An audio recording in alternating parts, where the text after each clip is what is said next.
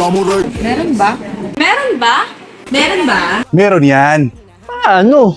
Yamaha matte red ng Samurai Paint. Kumikina sa mata, Bago natin simulan ang pagpipintura mga samurayan, ay tinanggal muna natin ang mga kailangan nating pinturahan sa motor. Pagkatapos ay lilihain natin ito in wet sanding na may kasamang sabon gamit ang 150 grit at 400 grit for smoothing. Ang una nating i-spray ay ang primer gamit ang 2KO4 Surfacer Gray para mas kumapit ang bagong pintura dito. Pagkatapos naman natin patuyuin ang primer ay lilihain natin ulit ito gamit ang 1000 grit in wet sanding para kuminis ang ating primer. 3124 Silver ang ginamit naman nating base color para ma-achieve natin ang ating top color na matte red. Isang coating lang ang nilagay natin dito. Sa top color, ito na ang ating Yamaha matte red. Hanggang 2 coatings naman ang ginawa natin dito at layer by layer lang ang pag-spray para pumantay ang kulay nito. 10 to 15 minutes naman ang interval para ma-achieve naman natin ang matte na outcome. Gumamit tayo dito ng 2KO1A flat clear at para magkaroon na rin ng protection ang ating top color. 5 to 8 minutes naman interval per coating. iba'y maaasahan din sobra. Sa kinis at ganda mapapanis mga tropa.